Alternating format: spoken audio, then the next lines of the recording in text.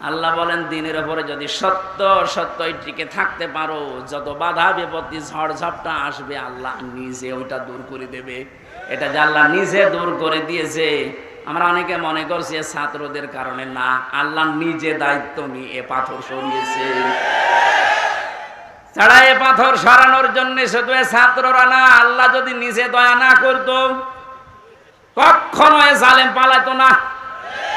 ওর মনের ভেতরে আল্লাহ এত ভয় তৈরি করে দিয়েছে, দলীয় লোকগুলোকে বলিয়ে যাবে সে সময়ও পায়নি। মাঝখান থেকে এই পাগলরা এখন বিপদে আছে। আমার মনে হচ্ছে পাগলগুলো বেশি অত্যাচার করেছিল এই যে হারুন আঙ্কেল। হারুন আঙ্কেল ওনার নাম এখন সারা পৃথিবীতে জানে, 3 ইঞ্চি। কি নাম দিয়েছে, মহিলারাও 3 ইঞ্চির খবর নেই। মেয়ে লোক সেও বলে 3 ইঞ্চি, ধরা পড়েছে।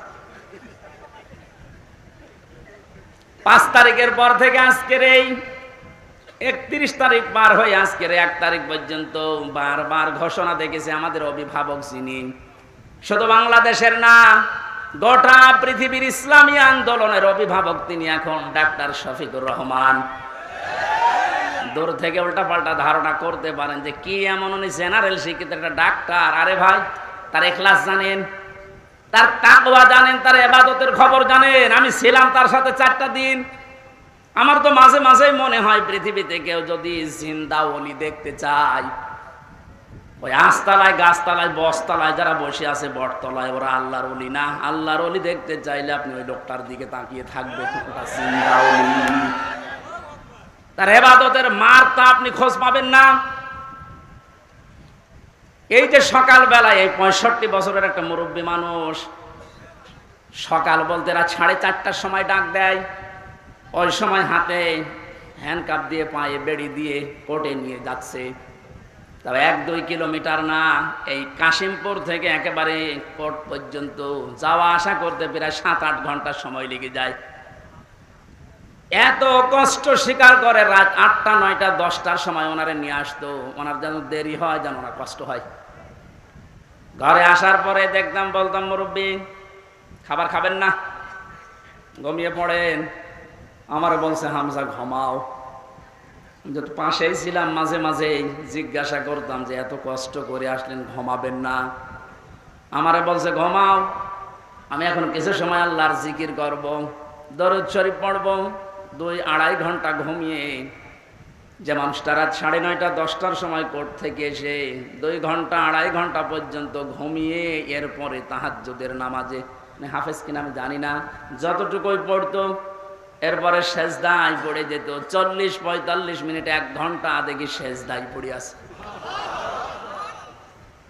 ভোর পর্যন্ত যার সাদা দাড়িগুলো সাদা, চুল সব সাদা হয়ে গেছে, টপ টপ করে পানি পড়তো, শুধু হাত তুলে সেজদার পরে বসে আছে। আমার তো সেজদা লাগে 1.5 মিনিট 2 মিনিট, আর ওনার সেজদা লাগতো 45 মিনিট 1 ঘন্টা। 1.5 ঘন্টা কেটে যেত এক সেজদায়। আমার 12 রাকাত তাহাজ্জুদ মিলে মাত্র 1.5 ঘন্টা ওনার এক সেজদায় চলে যেত।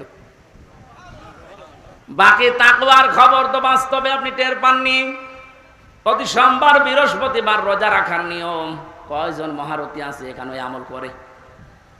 সারাটা জীবনে আমল করতে করতে আসতেছে, খালি ধারণা করে দূর থেকে, হ্যাঁ কি জানে, এত ডাক্তার মানুষ।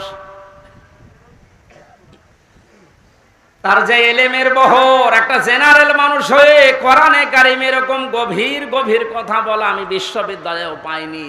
আরে ভাই, আমি তো ভার্সিটিতে শেষ করে আসলাম, আমাদের বহর তো আমি দেখেছি। ডাক্তার মানুষের কাছে থেকে কোরআনে কারিমের শব্দের এত গভীরে যেতে পারতেন আমি দেখেছি বাস্তবে। যে জীবনে ওই রকম কথা আমি কোনোদিন শুনি নাই। অনার্স মাস্টার্স করেছিলাম, তো এক একটা শব্দ যখন বলতেন, এমন এমন শব্দের অর্থ নিয়ে আসতেন যে কোনোদিন কল্পনাও আসে না যে শব্দের ভেতরে থাকতে পারে। দিনের ওপরে চলতে গিয়ে কোন বাধা আল্লাহ নিজের থেকে দূর করে দেয়, রাখেন না। এটা আমি আগে জানতাম না, ওই সময় জেনেছি। আল্লাহ পাক বলেন, তোমাদেরকে যেহেতু আল্লাহ নির্বাচিত করেছে লক্ষ লক্ষ কোটি কোটি উম্মত থেকে, সুতরাং তোমাদের দাম কম না, অনেক বেশি। তোমাদের পরে ঝড় ঝাপটা বিপদ আপদ আসবে আল্লাহ জানে, কিন্তু আসলে আল্লাহ থাকতে দেবে না, স্থায়ী হতে দেবে না। আল্লাহ নিজে দায়িত্ব নিয়ে ওই ঝড় ঝাপটা বিপদ আপদ তার নিজের দায়িত্বে দূর করে দেবে। আল্লাহ এইটাই করে দিয়েছে। এই কথা বলে না কেন? নাই তাই 15 বছরে কত মহারথী তো চেষ্টা করলো, সব চেষ্টা প্রায় বিফল হয়ে গেছে। ছাত্র আন্দোলনের নামে যারা নেমেছিল এ মানুষগুলোর সাথে মাস্ট বি আল্লাহ আবাবিল পাঠিয়েছিল। জালেমদের মনের ভেতরে আল্লাহ ভয় তৈরি করে দেন। এ দায়িত্ব কার? আরো জোরে। এটা তৈরি করেন কাদের কারণে? যে মানুষগুলোর ভেতরে ইখলাস আছে যত বেশি, তাকে দেখলে জালেমরা ভয় পায় তত বেশি। আমরা 15 বছর অনেক জালেমকে ভয় পেয়েছি তার অত্যাচারের কারণে, আর আমিরে জামাতকে এখনো জালেমরা ভয় পায় তার তাকওয়ার কারণে। বাংলার মুসলমানেরা, আমি যেটা বোঝানোর জন্য পর্যন্ত এসেছিলাম, শহীদ যারা হয় এদের নিয়ে যারা উল্টা পাল্টা ধারণা করেন, কোনদিন এই মুখ দিয়ে কথা বলবেন না যে ওনারা মরে গেছে, এমনি না, ওনারা জীবিত, কিয়ামত পর্যন্ত শুধু জীবিত এইটাই থাকবে, কিন্তু আমরা টের পাই না। এর পরের কথা আল্লাহ দিয়েছেন, মানুষ যেহেতু ধারণা করতে পারে, মুখে হয়তো বলে না, কিন্তু ধারণা করতে পারে যে মরে গেছে। আল্লাহ ধারণার উপর নোটিশ দিয়েছেন, ওয়ালা তাহসাবান্নাল্লাযীনা কুতিলু ফি সাবিলিল্লাহি আমওয়াতা বাল আহইয়াউন ইনদা রাব্বিহিম ইরযাকুন। সূরা আলে ইমরান 4 নম্বর পারা 11 নম্বর পৃষ্ঠা 9 নম্বর লাইনের 169 নম্বর আয়াত। এটা তাফসীরে কাবীরে পাবেন। আল্লামা ফখরুদ্দিন রাজি রহমাতুল্লাহ আলাইহি ব্যাখ্যা করতে গিয়ে লিখেছেন, ওই পৃথিবীর মানুষেরা মুখ দিয়ে তো বলবেই না, অন্তরে যেন এই ধারণাও কোনোদিন না আসে যে শহীদরা মরে গেছে। এটা ধারণাও করা যাবে না। বালাহিয়াউন, বরং তারা জীবিত। বরং তারা কি? আরো জোরে। ইনদা রাব্বিহিম ইরযাকুন, তারা তাদের রবের কাছে খাবার খাচ্ছে। শহীদ আবু সাইদের বাড়িতে গিয়েছিলাম, যে গরিব মানুষ, 6টা ছেলে ওনার, এটাই ছোট। ওনার বাবা মারে বলছিল যে অবস্থায় ওদের বাড়ি ঘর দেখলাম, আমার মনে হয় 3 বেলা পেট পুরে খাবার খাওয়ার মতো পরিবার না। আল্লাহ তার জীবনটা এত বেশি পছন্দ করেছিলেন, সাধারণভাবে মরণ দেয়নি, এত সাহস তার বুকের ভেতরে দিয়েছিলেন, জালেমদের সামনে জীবনটা দিয়ে শাহাদত বরণ করে কিয়ামত পর্যন্ত জান্নাতি খাবার খাবে। কোন সন্দেহ নেই যে কিয়ামত পর্যন্ত আল্লাহ খাওয়াবে। কারণ যেহেতু মরে না, জীবিত থাকে, আর জীবিত থাকলে খাওয়া লাগে। খাওয়া লাগে না? আর খেলে রক্ত গোশত তৈরি হয়। খাবার খেলে মানুষের রক্ত গোশত তৈরি হয়। ওই দিন আমার মাহফিল, দিন রাতের বেলা গিয়েছিলাম ওখানে, রাত 9:30টার পরে অনুষ্ঠান ছিল আমার গাইবান্ধার গোবিন্দগঞ্জে। ওখানে এসে উঠলাম, জেলা আমির সাহেব এসে আমারে বলছে, আমির হামজা, 1 মাস আগে এখানে সাব্বির নামে একামতে দিনের একজন, ওকে মেরে ফেলা হয়েছিল। 1 মাস পরে ওর কবর খুঁড়ে কবর ভেঙে গেছে বৃষ্টিতে। দেখলাম ওর কবরের ভেতর থেকে তাজা রক্ত পাওয়া যাচ্ছে। সিরাজগঞ্জবাসী, আল্লাহর কসম করে বলছি, কোরআনের আয়াত আমি 100% বিশ্বাস করি। শাহাদত বরণ করলে সত্যি এরা কিন্তু মরে না, এরা জীবিত। আর জেগে থাকলে যেহেতু খাওয়া লাগে, আর খেলে মানুষের রক্ত গোশত চর্বি চামড়া তৈরি হয়। 1 মাস পরে এই জন্য কবর ভেঙে যাওয়ার পরে দেখা যাচ্ছে ওর রক্ত টাটকা রক্ত। তার মানে আল্লাহ 1 মাস তাকে না খাওয়িয়ে রাখে নাই। না খাওয়িয়ে রাখলে তো পাওয়া যেত না। কথা বলে না কেন? একটা বাস্তব আর একটা প্রমাণ দিচ্ছি, হাদিস। হযরতে হামজা রাদিয়াল্লাহু তাআলা আনহু, তার একটা ছোট্ট মেয়ে ছিল। সে শহীদ হওয়ার পরে নবীজির কাছে এসে বলেছিল, ভাই, আমার বাবা যে শহীদ হয়েছে, আপনার মুখে আমি শুনেছি, কোরআনে আছে যে শহীদরা মরে না, জীবিত, ওরা নাকি জান্নাতে ঘুরে বেড়ায়। আমার বাবা যে শহীদ হয়েছে জীবিত, আমি এটা দেখতে চাই। নবীজি বললেন, বোন আমার, কি করে দেখাবো এখানে তোমাকে? হঠাৎ করে ছোট মেয়েটা আকাশের দিকে তাকিয়ে বলছে, আব্বু আমি এখানে। নবীজি বলছেন, বোন কাকে ডাক দাও? বলছে, আব্বু ওই যে পাখা লাগিয়ে কার সাথে যেন উঠতেছে। বিশ্ব নবী বলেন, বোন আমার, ওটা দুনিয়া না, ওটা জান্নাতের ভেতরে তোমার বাবা জান্নাতের পাখি হয়ে উঠতেছে। এই লোকটাকে 70 টুকরা করা হয়েছিল, এক লজ্জা স্থান কেটে 3 টুকরা করেছে, বিভিন্ন জায়গায় ছড়িয়ে ছিটিয়ে দিয়েছে, উহুদের ময়দানে, পাহাড়ি এলাকায়। সাহাবায়ে কেরাম তার লাশ টুকরা টুকরা গুলো এনে যখন এক জায়গায় করলেন, কয়েকটা টুকরা আর পাওয়া যায়নি, এমন দূরে দূরে তারা ফেলে দিয়েছে। নবীজি নিজের চাদরটা দিয়ে হযরতে হামজাকে ঢেকে দিলেন, মাথা থেকে হাঁটু পর্যন্ত ঢেকেছিল, হাতিয়ে সেটা পার বেরিয়ে থাকে, ঢাকা যায় না। আল্লাহর নবী মুহাম্মদুর রাসূলুল্লাহ নিজে সাহাবীদেরকে দিয়ে পাহাড়ি এলাকার লতা পাতা দিয়ে তার পাটা ঢেকে দিলেন, কবরে রাখলেন। যেহেতু জানা তার জন্য কাফন দাফনের জন্য ধোয়ানোর কোনো লাশ ধোয়ানোর সিস্টেম নেই, শহীদরা মরে গেলে ধোয়ানো লাগে না, যেভাবে ইন্তেকাল করবে, শাহাদত বরণ করব, ওইভাবেই কবর দেওয়া লাগবে। কারণ কিয়ামতের দিন উনি ওইভাবে আল্লাহর সামনে উঠে দাঁড়াবে। আপনি যদি দেখবেন আবু সাঈদ কিয়ামতে যখন উঠবে, 4টা গুলি লেগেছে যেখানে যেখানে, ওইটা নিয়ে দাঁড়াবে ঠিক ওইভাবে। আল্লাহ জিজ্ঞাসা করবে, আবু সাঈদ তোমার শরীরে এতগুলো গুলি, রক্তের দাগ কেন?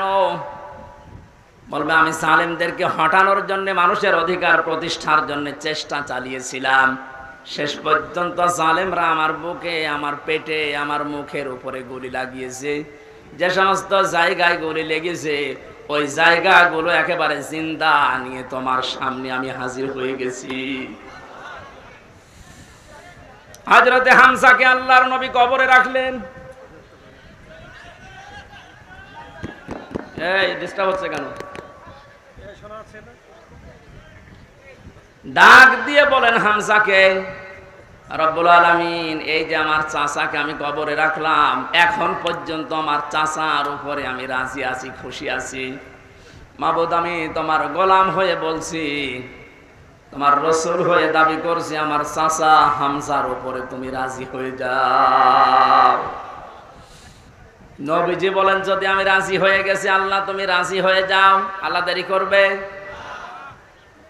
দেরি যে করে না, এই আয়াত তার প্রমাণ তাফসিরে পেয়েছি আমি। ওনাকে কবর দেওয়ার 30 বছর পর কবরটা ভেঙে গিয়েছিল। মদিনা একটা ঢল হওয়ার কারণে দেখে রক্ত ভেসে আসতেছে পানির ভেতরে। ওই সময় হযরতে হামজার সাথে যারা ছোট বয়সে যুদ্ধ করেছিল, তারা এখন মুরব্বী হয়ে গেছে। রক্ত অনুসন্ধান করতে করতে গিয়ে দেখে 30 বছর আগে মুহাম্মদুর রাসূলুল্লাহর চাচা হযরতে হামজাকে ওরা যেখানে যেখানে আঘাত করেছিল তরবারি দিয়ে, ওই জায়গাগুলো দিয়ে ফিনকি দিয়ে রক্ত বের হচ্ছে। বাংলার মুসলমানেরা ভালোভাবে মিলান, আল্লাহ যে আহইয়াউন দিয়ে শেষ করেননি, ইনদা রাব্বিহিম ইরযাকুন, তারা তো জীবিত এবং খাবার খায়। উনি যে খাবার খেয়েছে তার প্রমাণ 30 বছরের তাজা রক্ত। কথা বলেন না কেন? এই জন্য কোনোদিন এই ধারণা করবেন না যে যারা শহীদ হয়ে গেল এরা মরে গেছে, বলবেন তো নাই, ধারণা করা যাবে না। এই শহীদদের আত্মার মাগফিরাত আল্লাহ ওদেরকে এমনিতেই মাফ করে দিয়েছে। কারণ কি? অলিয়াকুল্লাহুল্লাযীনা আমানু ওয়া ইয়াত্তাখিযা মিনকুম শুহাদা আল্লাহু লা ইউহিব্বুজ জালিমিন। রব্বুল আলামিন বলেন, কিছু মানুষকে আমি সাধারণভাবে মরণ দিতে চাই না। যার ঈমান এবং যার অ্যাক্টিভিটিস, কাজকর্ম আমার কাছে পছন্দ হয়, ওই মানুষটাকে আমি আল্লাহর শাহাদতের মরণ দিয়ে ধন্য করে দেই। আর জেনে রাখো আয়াতের শেষের কথা, আল্লাহু লা ইউহিব্বুজ জালিমিন, কোন জালেমকে আমি ভালোবাসছি না, বাসবো না। এটা মোজারে বর্তমান ভবিষ্যৎ, প্রেজেন্ট ফিউচার। এজন্য জালেম যারা, তাদের কপাল বড় খারাপ। আপনার দুনিয়াও শেষ, আখিরাত তো শেষই। আমি দোয়া করলেও হবে না জালেমদের জন্য, কারণ আল্লাহু লা ইয়াহদিল কওমাজ জালিমিন, জালেমদেরকে আল্লাহ হেদায়েত দিচ্ছে না, দেবে না। আমরা আর যাই করে যেন জালেম হয়ে না যায়। এই শব্দটা যেহেতু খুব গুরুত্বপূর্ণ, জালেম আজ অনেক জালেম বিদায় নেওয়ার পরে এখন অনেকে নব্য জালেম হওয়ার জন্য চেষ্টা চালাচ্ছে। গতকালকে চুয়াডাঙ্গার একটা খবর শুনলাম, আমি কোরআনের আয়াতের সাথে মিলিয়ে আশ্চর্য হয়ে গেছি। জালেম বিদায় নিল, এ জালেম আসলো কোত্থেকে? সূরা বাকারার 114 নম্বর আয়াতটা, এই এদিকে তাকান। অমান আযলামু মিম্মান মানাআ মাসাজিদাল্লাহি আইয়ুযকারা ফীহা ইসমুহু ওয়া সাআ ফী খারাবিহা ইলা আখিরি আয়াত। কোরআনে কারীম থেকে দার্স দিচ্ছিল, এক জালেম এসে বলছে এটা বন্ধ করো, এটা মসজিদের ভেতরে রাজনীতি চলবে না।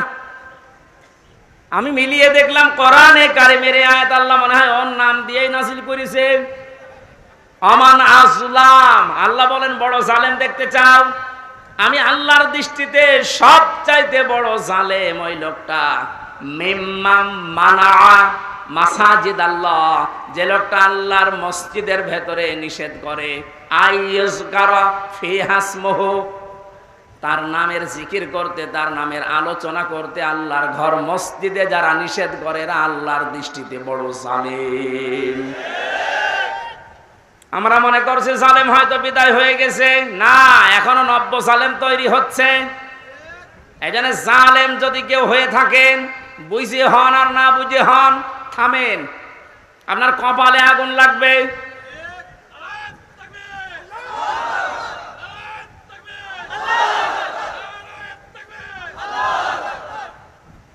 এটা সূরা শুআরার ভেতরে আছে, শেষ নাম্বার আয়াত। আল্লাহ বলেন অতি শীঘ্রই জালেমরা তাদের পরিণতি, তাদের আশ্রয়স্থল দেখতে পাবে। এই জালেমরা যেমন আজ দেখতে পাচ্ছে, এত বড় দরবেশকেও দেখলাম জুলুম করার ফল কি? দাড়ি কেটেও বাঁচতে পারে না। আল্লাহ বলেন জালেমদেরকে আমি ধরি, কারণ জালেমের বিরুদ্ধে আমার মামলা। কার মামলা? শব্দটা লক্ষ্য করেছেন? জালেমের বিরুদ্ধে হামজা মামলা দেবে না, জালেমের বিরুদ্ধে মামলা দেবে কে? ডাক্তার শফিকুর রহমান আজকেও ঘোষণা দিয়েছে কুষ্টিয়ায় যে আমরা সবাইকে সাধারণ ক্ষমা করে দিলাম, কিন্তু যে পরিবারগুলো অত্যাচারিত হয়েছে তারা যদি এখন অত্যাচারের প্রতিশোধ নিতে গিয়ে কিছু করে, ওইটার জন্য আমরা দায়ী না। শব্দটা তো আসলে ঠিক, কারণ ওয়াইন আকাবতুম ফাআকিবু বিমিসলি মা উকিবতুম বি। আল্লাহ বলেন যতটুকু অত্যাচারিত হয় প্রতিশোধ অতটুকু নিতে পারবা। আমার তো যতটুকু মনে হচ্ছে এতটুকু নিলেও জালেমরা দুনিয়ায় টিকে থাকতে পারবে না। আপনাকে ব্যারিস্টার আরমানের মতো 8 বছর যদি মাটির নিচে ওই কবরের ভেতরে রাখা যায়, আপনি যত বড় জালেম হন এমনি মরে যাবেন। আল্লাহ তো বলেছে যতটুকু করেছে অতটুকু করো, আপনি পারবেন?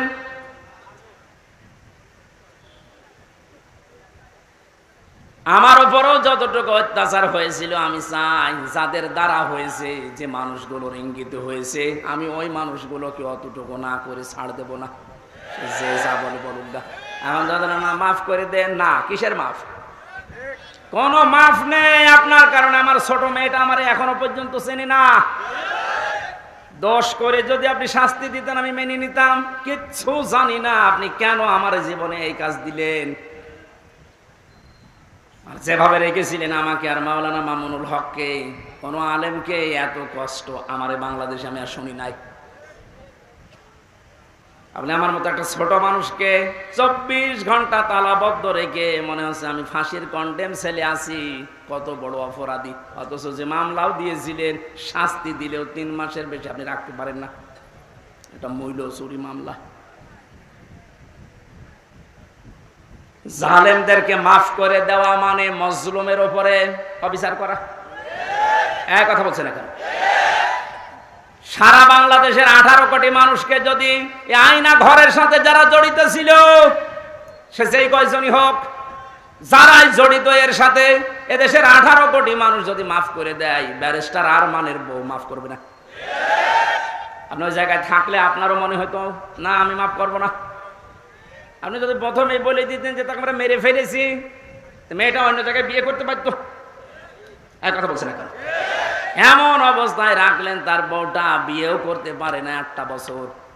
যুবতী মেয়ে এভাবে জীবন্ত যৌবন কঠিন বিষয়, আপনি টের পাচ্ছেন না, তাই এটা ঠিক রাখা কত কঠিন বিষয় উনি পার করেছেন। আপনি বলছেন মাফ করে দিন, মাফ করে দিন, মানে আপনার মেয়ে যদি হয়তো, এ কথা তো দুনিয়ার বিষয় না। জালেম যারা জুলুম করছেন আজ এবং নব্য জুলুম করার জন্য যারা প্রস্তুতি নিচ্ছেন, আপনি কিন্তু নিজের কপালে আগুন লাগাচ্ছেন।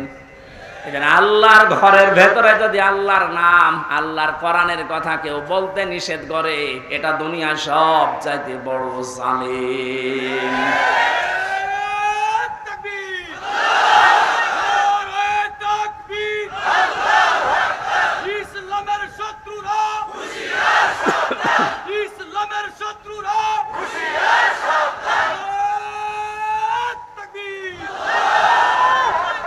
এবার একটা কঠিন আয়াত বলছি, খুব ভয়ঙ্কর এটা।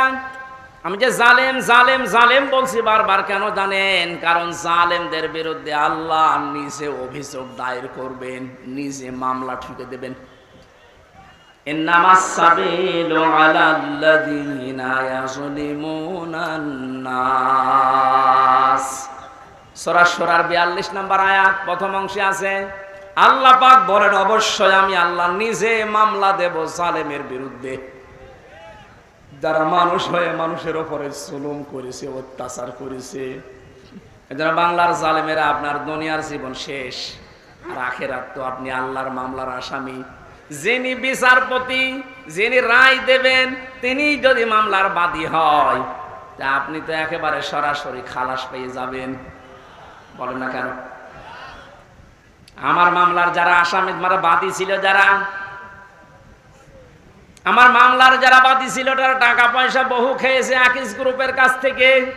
গত পরশু দিন আকিসের মালিক আমারে বলছে, হুজুর আপনাকে আমরা চাকরি দিয়েছিলাম আমাদের মসজিদের খতিব হিসাবে, ওই শয়তানরা আপনাকে পেছে ফেলে আমাদের কাছে কয়েক কোটি টাকা এ 5 তারিখের আগ পর্যন্ত নিয়েছে।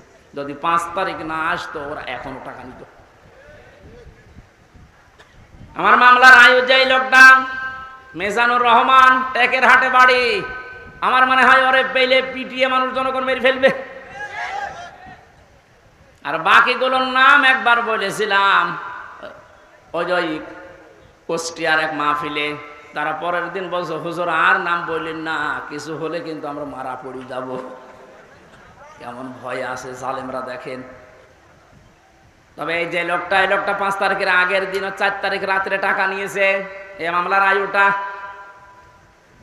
ও এখন নাই, থেমে গেছে। আমার মনে হয় 5 তারিখ বাংলাদেশে না আসলে ও শয়তান এখনো টাকা নিত।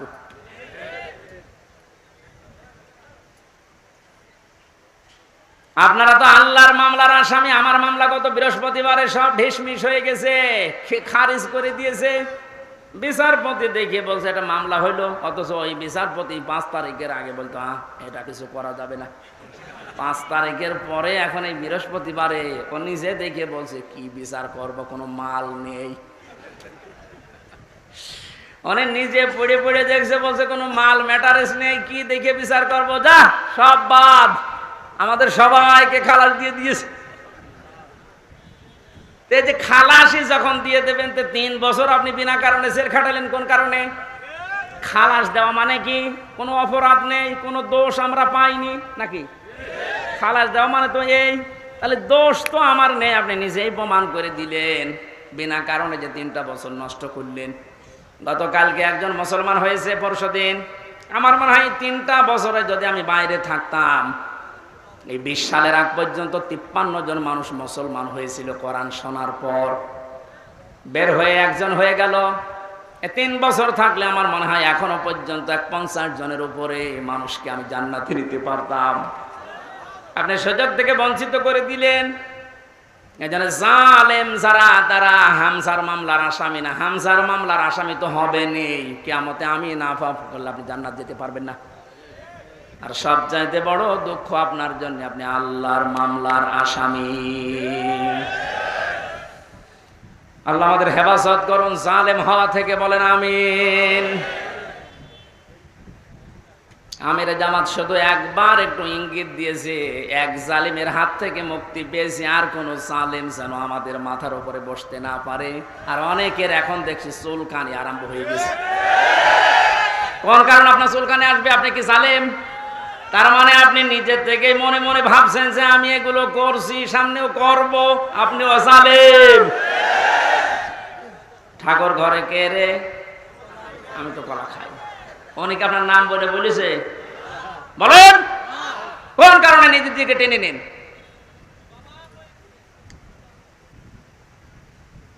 পাপ যদি পূর্ণ হয়ে যায় তখন কিন্তু আল্লাহ আর ছাড় দেয় না। ওয়ালা ইয়াহসাবান্নাল্লাযীনা কাফারু আন্নামা নুমলি লাহুম খায়রুল লিআনফুসিহিম ইন্নামা নুমলি লাহুম লিয়াজদাদু ইসমা ওয়া লাহুম আযাবুম মুহিন। কাফেররা ধারণা করে আমাদের চেয়ার যে বসে আছি, ক্ষমতার চেয়ার, এর নড়ন চড়ন নেই, এটা মনে হয় আল্লাহ ভালোবেসে আমাদেরকে দিয়েছে। আল্লাহ বলেন না, ওরা মনে করে আমাদের কল্যাণের জন্য চেয়ার, আমরা যা করছি সবই তো বৈধ।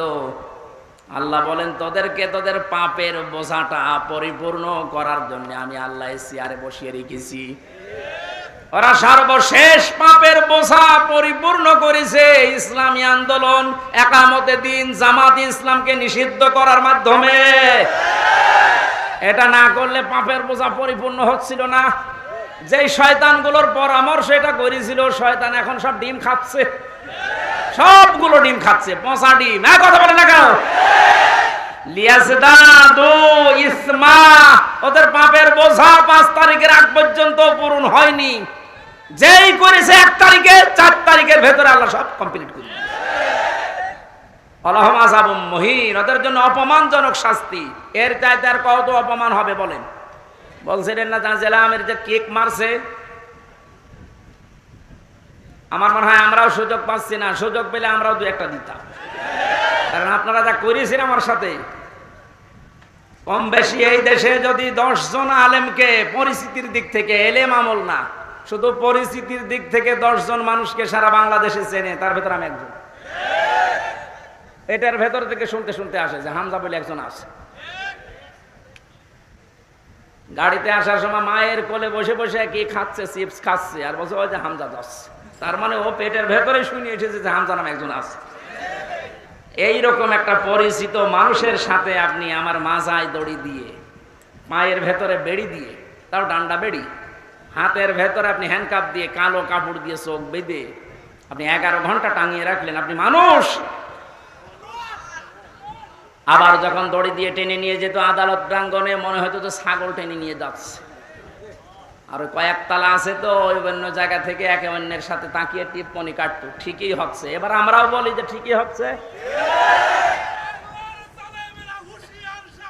ওই আপনি সব বলেন, আপনি সব বলেন।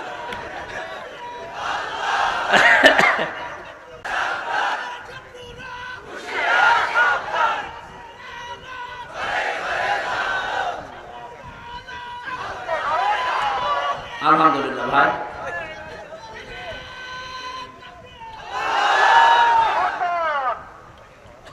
আমাদের মুরব্বী আমাদের মাথার তাজের কথা মতো আপনাদেরকে আমরা মাফ করে দিলাম, কিন্তু আপনারা যা করেছেন, কোরআন হাদিস পড়ে যা বুঝছি, আল্লাহ আপনাদের মাফ করবে না, আল্লাহ নিজে আপনাদের বিরুদ্ধে মামলা দেবে।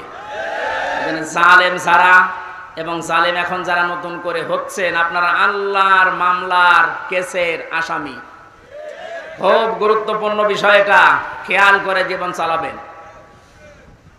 যে মানুষগুলোর আত্মার মাগফিরাত এবং রূহের আহত মানুষদের সুস্থতায় কামনায় তাফসীর মাহফিলের আয়োজনে, বিশাল আয়োজনে যারা আঞ্জাম দিয়েছে, যারাই খেদমত করেছে এত বড়, আল্লাহ প্রত্যেককেই তাদের মনের কামনা বাসনা পূরণ করুন।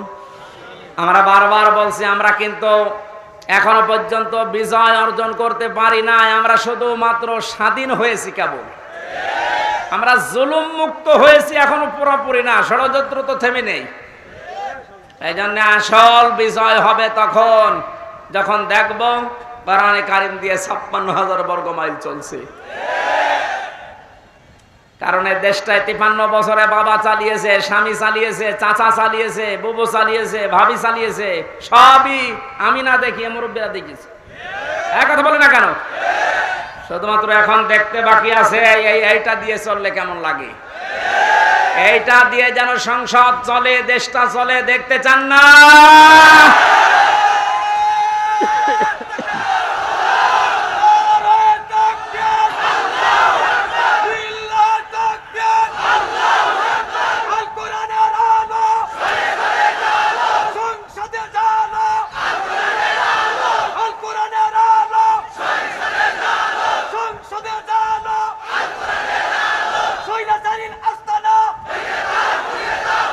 আলহামদুলিল্লাহ। অনেককে এখন এই নতুন একটা পায়তারা আজ 2 দিন থেকে শুনছি আরম্ভ করেছে যে ইসলাম যদি যায়, এরা ভুলভাল আপনাদেরকে বোঝাচ্ছে, যদি ইসলাম যায় মেয়েরা আপনারা কিন্তু আবার ঘরবন্দি হয়ে যাবেন। এই জুজুর ভয় দেখিয়ে লাভ নেই, মেয়েরা এখন বুঝতেছে। আপনি স্ট্যাটাস গুলো পড়েন ফেসবুকে, অধিকাংশ মেয়েরা এখন বলতে চাচ্ছে ইসলাম আসলে আমরা মায়ের কোলে থাকবো। আমিরে জামাত ঘোষণা দিয়েছে যদি আল্লাহ আমাদেরকে কবুল করেন, মেয়েরা যে নিরাপত্তা পাবে কিয়ামত পর্যন্ত এই দেশের মেয়েরা ভুলতে পারবে না যে আবার কোরআন বাদে অন্য কিছু আসুক। আমরা ওইটা দেখাতে চাই, দেখাবো ইনশাআল্লাহ। কোরআনের সূরা শূরা, শূরা মানে সংসদ, শূরা মানে কি? যেহেতু সংসদ নির্বাচন সামনে আসছে, সংসদ নির্বাচন করার জন্য যে 7টা পদ্ধতি আছে, 7টা গুণ দেখে দেখে নেতা নির্বাচন করা যায়, ওই কথাগুলো আল্লাহ সূরা শূরার ভেতরে দিয়েছেন। আমরা মাত্র একটা আয়াত পড়েছি, আয়াতের নাম্বারও 7। কত? আমরা সবকিছু বাদ দিয়ে সরাসরি কোরআনের আয়াতে যাচ্ছি। আল্লাহ পাক বলেন ওয়াকাযালিকা আওহাইনা ইলাইকা, আমি এইভাবেই করে এই হে নবী আপনার প্রতি ওহী নাজিল করেছি। এই আয়াত নাজিল করা দেখে বোঝা যাচ্ছে এর আগেও আল্লাহ বিভিন্ন নবীদের উপরে ওহী দিয়েছিলেন নাকি? ধারাবাহিকতায় বিশ্ব নবীও পেয়েছেন। আল্লাহর নবীকে আল্লাহ যেটা দিলেন কোরআনান আরবিয়্যা, নবীকে যে আল্লাহ ওহী দিয়েছেন তার নাম আরবি কোরআন। কি কোরআন? এই ভাষাটা যেহেতু আমাদের মাতৃভাষা না, এই জন্য আমাদের কাছে একটু কঠিন লাগে, কিন্তু পৃথিবীতে সবচেয়ে সহজ ভাষা আল্লাহ জানিয়েছেন আরবি ভাষা। ওহী যেহেতু কোরআনে কারীম আরবি ভাষা এসেছে, মুসলমানেরা আমাদেরকে এখন ইমানের দাবি অনুযায়ী আরবি ভাষায় শুদ্ধ করে কোরআন শিখতেই হবে, মাস্ট বি। আমি অনেক পীর সাহেবের মুরিদ, অনেক ইসলামী আন্দোলনের ভাইদেরকেও দেখেছি কোরআনে কারিমের কাছে যে ওরা দুর্বল। শুদ্ধ করে কোরআন পড়া বোঝার যে সিস্টেমগুলো চালু আছে, এটা 100% এখন আমাদের ফলো করা লাগবে। আমি যতটুকু দেখতেছি প্র্যাকটিক্যাল লাইফে, যে রিপোর্টগুলো পূরণ করা হয় প্রতিদিন 3 আয়াত 5 আয়াত 10 আয়াত আপনি যা পড়বেন শুদ্ধ করে পড়বেন, বুঝবেন এবং এটা লিখে রাখবেন। এই সিস্টেম যদি কেউ 4 মাস 6 মাস 1 বছর পালন করতে পারে, আস্তে আস্তে তার শুদ্ধ হয়ে যাবে। আর এটা হওয়ার জন্য দেশে একটা বিশ্ববিদ্যালয় আছে, তার নাম জামাতে ইসলামী। আমি অন্য কোন জায়গায় এসে সিলেবাসটা পাইনি। আপনি যা যা করেছেন সবগুলো পয়েন্ট আকারে ওখানে লেখা লাগে। আপনার জীবন এমনি পরিশুদ্ধ হয়ে যাবে। নিজেকে যদি পবিত্র করতে চান, পরিশুদ্ধ করতে চান, ফিরে আসেন। আহ্বান জানাচ্ছি, দাওয়াত দিচ্ছি। নয়তো আবার বলবেন যে আল্লাহ আমি দাওয়াত পাইনি। এই জন্য দাওয়াত দিয়ে দিলাম। যদি বিশ্ববিদ্যালয়ে পড়ার ইচ্ছা থাকে, আপনি মূর্খ মানুষ হন, অসুবিধা নেই। বিশ্ববিদ্যালয়ে যদি পড়াশোনা করার মন মানসিকতা থাকে, ইচ্ছা থাকে, বাংলাদেশ জামাতে ইসলামীতে আপনি যোগ দিয়ে পড়া দেখবেন বিশ্ববিদ্যালয়ের মতো। আপনার জীবন ঠিক ওই ধাঁচে গড়ে তুলবে। একটা মানুষ সব দিক থেকে পারদর্শী হয়, অথচ লোকটা দেখেন ডাক্তার। আজকে কুষ্টিয়াতে ভাষণ দেওয়ার সময় তিনি উদাহরণ দিচ্ছিলেন, উনি কিন্তু একটা সার্জন ডাক্তার, অপারেশন করতেন। তার মানে ডাক্তারি লাইনে উনি সর্বোচ্চ। কোরআনে কারিমের লাইনে তো আমি নিজে দেখেছি তার জ্ঞানের বহর এবং শুদ্ধ। হাদিসের লাইনে উনি পাণ্ডিত্য অর্জন করেছে অনেক আমাদের মতো হাজারো আলেমের চাইতেও বেশি। ইংরেজিতে বক্তব্য দিচ্ছে, অনেকে আছে ইংরেজি বক্তব্য দূরের কথা, ইংরেজির নাম শুনলে ভয় পায়। কথা বলছে না কেন? চারিদিক থেকে জ্ঞান অর্জন করার জন্য লোকটাকে যে জায়গা থেকে তুলে নিয়ে এসেছিল আল্লাহ, ওখানে যদি এতদিন থাকতেন বড় নাস্তিক হয়ে যেতেন ইনুর মতো। সেখান থেকে আল্লাহ তুলে এনে কত বড় দায়িত্ব দিয়েছে তার মাথার উপরে। এই জন্য এই বিশ্ববিদ্যালয়ে আপনিও ভর্তি হতে পারেন, এখনো সুযোগ সময় আছে। আপনাকে আমরা জান্নাতে নিয়ে যেতে চাই বিশ্ববিদ্যালয়ে ভর্তি হওয়ার মাধ্যমে। সাফ কথা বলছি, জীবনে গুনাহগার যদি হয়ে থাকেন, গুনাহ অল্প স্বল্প যাই থাক, যদি একামতের দিন কায়েম করা লাগবে দিন, এই আন্দোলনের সাথে একনিষ্ঠভাবে ইখলাসের সাথে লেগে থাকতে পারেন, আমি কোরআন হাতে নিয়ে গ্যারান্টি দিতে পারি আল্লাহ আপনাকে জাহান্নামে দেবে না। সূরা সফের আয়াত।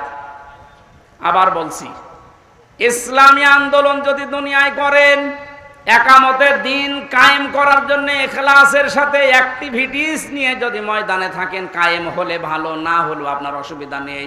আপনাকে আল্লাহ জাহান্নামে দেবে না, হ্যাঁ জান্নাতেও দেবে না কয়েকটা কারণে। তার ভেতরে 1 নাম্বার, আপনি যদি মা বাবার সাথে বিয়াদবি করে থাকেন জান্নাত পাবেন না। আর এই বিশ্ববিদ্যালয়ে আসলে মা বাবার সাথে বিয়াদবি করার কোনো রাস্তা খোলা নেই। সবগুলো একেবারে ট্রেনিং দিয়ে দিয়ে ওই পর্যায়ে নিয়ে যাওয়া হয়।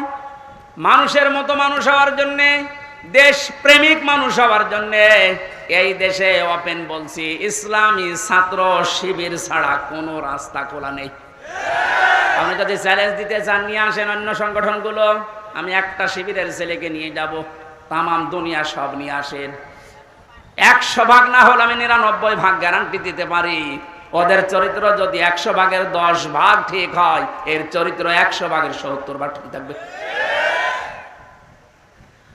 আল্লাহ রাব্বুল আলামিন কোরআনে কারীমকে যেহেতু ওহী হিসাবে আরবি ভাষায় দিয়েছেন, এখানে শুনলাম একটা মাদ্রাসা আছে, আমি যে বাড়িতে ছিলাম তিনি বলছিলেন আপনাদের একটা সুযোগ আছে আল্লাহর এই ওহীকে শিক্ষা করার জন্য, এরকম মাদ্রাসায় আপনি ভর্তি হয়ে যান যে বয়সে থাকেন। কোরআন শুদ্ধ করা ছাড়া, কোরআন পড়া ছাড়া আল্লাহর নিকটবর্তী হওয়া যাবে না। ইমাম মালিক বলেছিলেন, মাবুদ তোমার প্রিয় হওয়া যায় কিভাবে? 100 বার তিনি আল্লাহকে স্বপ্ন দেখে একই কথা বলেছিলেন যে তোমার প্রিয় হওয়া যায় কি করে? আল্লাহ পাক বলেন, ইমাম মালিক কোরআন পড়ো, কোরআন পড়ো। উনি বারবার প্রশ্ন করতেন, আল্লাহ বুঝে পড়বো না বুঝে পড়বো? আল্লাহ পাক বারবার জবাব দিয়েছেন, বুঝে পড়ো না বুঝে পড়ো, শুদ্ধ করে পড়ো, তার তিলের সাথে পড়ো, আমি আল্লাহর প্রিয় পাত্র হয়ে যাবে। এজন্য আমরা যেহেতু মালিকের প্রিয় হতে চাই, এজন্য আমাদের শুদ্ধ করে মাস্ট বিয়েটা পড়া শেখাই লাগবে। আল্লাহ রাব্বুল আলামিনের পরে বলেন, লিতুনযিরা উম্মাল কুরা ওয়া মান হাওলাহা। হে নবী, এই কোরআন দিয়ে আপনি মক্কার এবং মক্কার আশেপাশে যা আছে, এই আশপাশ বলতে তামাম দুনিয়া বুঝিয়েছেন আল্লাহ। তাফসীর ইবনে কাসিরে লিখেছে, আমান হাওলাহা মানে সমগ্র পৃথিবী। সুতরাং এখন নবী নেই, উনি থাকলে এই কাজটা করতেন। সৌদি আরব থেকে বাংলাদেশে এসে আপনাদেরকে সতর্ক করতেন। এই সতর্ক বাণী পড়া কোরআন শরীফে আছে 500টা। কয়টা? সবচাইতে বেশি যে বিষয়টা দিয়ে মানুষ সতর্ক হতে পারে তার নাম কিয়ামত। কারণ এইটার জবাবদিহিতা যতদিন পর্যন্ত আপনি উপলব্ধি করতে না পাবেন যে কিয়ামত হবে, আল্লাহ বলেন, তুনজিরা ইয়াউমাল জামিউ লা রাইবা ফি, ওই দিন সম্পর্কে সতর্ক করো যেদিন সম্পর্কে কোনো সন্দেহ নেই, সন্দেহের অবকাশ পর্যন্ত নেই। মানুষের জীবন পরিচ্ছন্ন হওয়ার জন্য 8টা মাধ্যম আছে, তার 1 নাম্বার মাধ্যম এইটা যে যত বেশি জবাব দিতে হবে, আল্লাহর দরবারে দাঁড়াতে হবে, এরকম টেন্ডেন্সি যত বেশি তৈরি করবে তার জীবন তত বেশি পরিচ্ছন্ন হবে। খলিফাতুল মুসলিমিন হযরত আবু বকর সিদ্দিক রাদিয়াল্লাহু তাআলা আনহুকে তার স্ত্রী উম্মে রোমানা ডাক দিয়ে বললেন, স্বামী আমার, বাইতুল মালে যিনি দায়িত্বে আছে খাজানচিতে, অর্থমন্ত্রীকে আপনি বলেন আগামী মাস থেকে যেন আগামী মাসের যে বেতন আছে ওটা যেন অ্যাডভান্স আমাদেরকে দিয়ে দেয়। উনি বললেন, কেন? ছেলে আপনার পায়েস খেতে চেয়েছে, পায়েসের টাকা আমাদের কাছে নেই। চলে গেলেন বাইতুল মালে, ডাক দিয়ে বললেন, আমার কিছু টাকা পয়সা লাগবে, যেহেতু এ মাসের টাকা আমি নিয়েছি, আগাম মাসের টাকা আমার অ্যাডভান্স দিয়ে দেন। বাইতুল মালে যিনি দায়িত্বে ছিলেন তিনি ওই রকমই তেল মারা মানুষ না। তিনি ডাক দিয়ে বললেন, খলিফা, টাকা আমি আপনাকে আগাম মাসের দিতে পারি, আপনি আগামী মাস পর্যন্ত বেঁচে থাকবেন, ওইটা লিখে দেন। উনি বলছে, টাকা আমার লাগবে না। বাড়িতে যে স্ত্রীকে বলছে, স্ত্রী আমি পারলাম না, আমাকে এই কথা শুনিয়েছে। স্ত্রী ধৈর্যশীল ছিলেন, ধৈর্যশীলা বললেন, ঠিক আছে, আপনি যখন পারলেন না, যেভাবে চলছে সংসার চলতে দেন। 15 দিন পর তিনি পায়েস রান্না করে দিয়েছে। হযরতে আবু বকর বললেন, স্ত্রী পেলে কোথায়? আপনাকে বলেছিলাম, আপনি তো অপারগতা প্রকাশ করলেন, আপনি পারেননি। আমি প্রতিদিন 1 মোট 1.5 মোট করে তুলে রাখতাম এই আটা চাউল, যাই বলেন। এই 15 দিন তুলতে তুলতে প্রায় 2 কেজি হয়ে গেছে। ওটা পাশের বাড়িতে বিক্রি করে আমি আজকে এই পায়েসের ব্যবস্থা করেছি, কোনো উল্টাপাল্টা কাজ করিনি।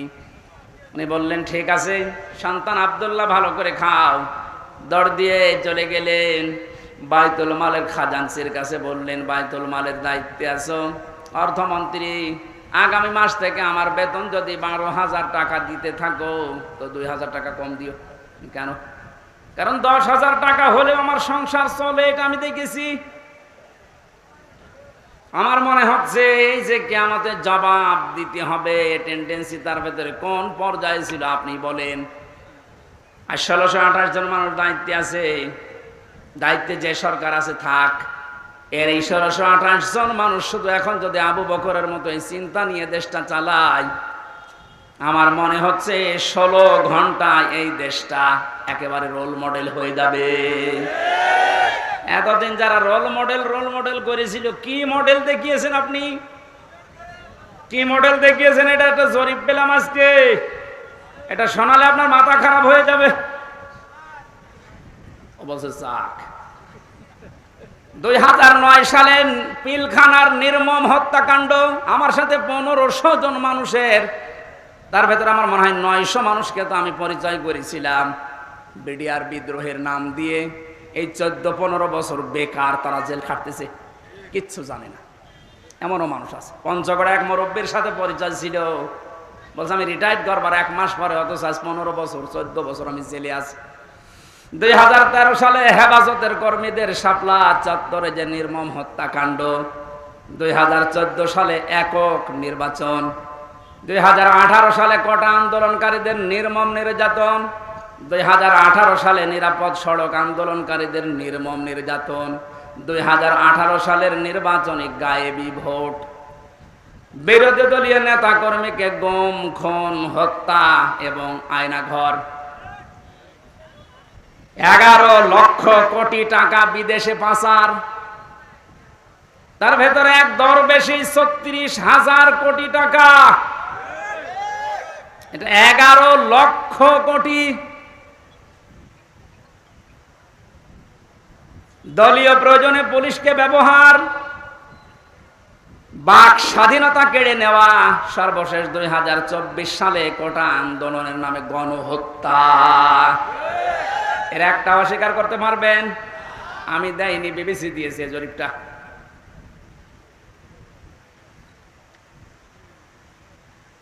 এই জন্য তো বলছি 1628 জন মানুষ যদি এই বাংলাদেশে এখন হযরতে আবু বকরের এই মন নিয়ে দেশটা চালাতে পারে, আন্দাজে উল্টাপাল্টা টার্গেট দেওয়া লাগবে না। কি রোল মডেল বানিয়েছিলেন, এই যে জরিপ এখন সামনে আসতেছে। কত বড় দুর্নীতিগ্রস্ত একটা রাষ্ট্র হয়ে গেলে বাইতুল মোকাররমের ইমাম পর্যন্ত পালিয়ে যায়। একটা বড় মসজিদের খতিব, সে লোকটাও পালিয়ে গেল, তার মানে কোন জায়গাটা বাকি আছে আপনি বলেন? কোন জায়গা বাকি নেই। একটা মসজিদের খতিব যদি পালিয়ে যায়, আসলটা তো পালিয়েছে, মসজিদের খতিব পালিয়েছে, তার মানে তামাম দুনিয়া দেখেছে যে আপনি কোন পর্যায়ে দুর্নীতিকে নিয়ে গিয়েছিলেন। আর রোল মডেল বানিয়েছেন বাংলাদেশকে। রোল মডেল হবে হযরতে আবু বকরের চিন্তা নিয়ে আসেন যে আমার 8,000 10,000 টাকা হলে মাস চলে যায়, অর্থমন্ত্রী আগামী মাস থেকে তুমি 2,000 কম দিও। কিয়ামতে জবাব দিতে হবে। বিশ্বাস যত বেশি তৈরি হবে, আপনার জীবন পরিচ্ছন্ন হবে। ফারিকুন ফিল জান্নাতি ওয়া ফারিকুন ফিস সাঈর। একদল মানুষকে আল্লাহ জান্নাতে প্রবেশ করাবে, একদল মানুষকে জাহান্নামে দেবে। সুতরাং যাদেরকে জান্নাতে দেওয়ার ঘোষণা দিচ্ছেন, আল্লাহ যেন এই দলে শামিল হওয়ার তৌফিক দেন। আমিন, আল্লাহুম্মা আমিন।